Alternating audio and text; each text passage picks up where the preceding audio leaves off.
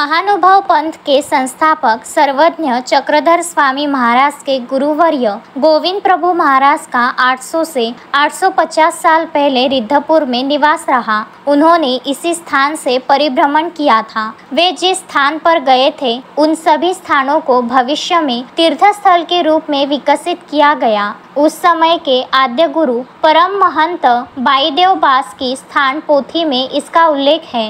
शक 1231 अर्थात ईस्वी सन 1309 में ग्रंथ अनुसार गोविंद प्रभु महाराज का रहाट गांव में आगमन हुआ था। वे 3 दिनों तक इसी स्थान पर रहे। इस कारण यह जगह पवित्र हुई है। इसलिए जो लोग रहाट गांव के उस जमीन पर शमशान घाट बनाने की मंशा रखते हैं उन्हें हम जमीन पर कब्जा नहीं करने देंगे। यह बात भक्तों ने कही है।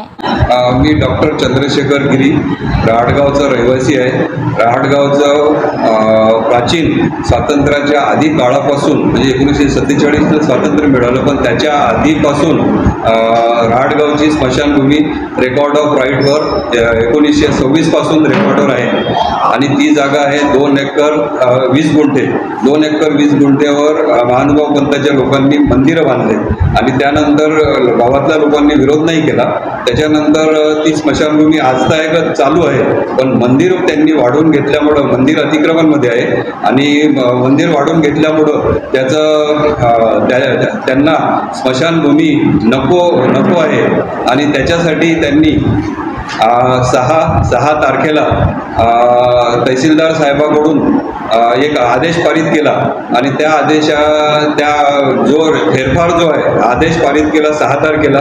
7 तारीख गेली फक्त मधात, 8 तारखेला फेरफार घेतला आणि 9 तारखेला तिथे मय्यत झाली होती। आम्ही मय्यत गेली तर ती मय्यत त्या लोकांनी हेतुपुरस्पर पोलीस स्टेशनला फोन करून सांगितलं की बाबा मय्यत हे बाहेरगावची आहे। तो व्यक्ती वायुसेनामध्ये कार्यरत आहे आणि त्या वायुसेनामधला त्या गावातला व्यक्ती असल्याच्यानं जरी त्याचे अमरावतीत राहत होते आणि त्यांची मुलगा अमेरिकेत आहे, त्या अमेरिकेत असल्यामुळे ते त्यांच्या भावाचं तिथे करण्यात आलं आणि पोलीस स्टेशनचा फोन त्या नातेवाईकाला फोन आला आणि फोन आल्यानंतर आमची मय्यत तिथेच झाली।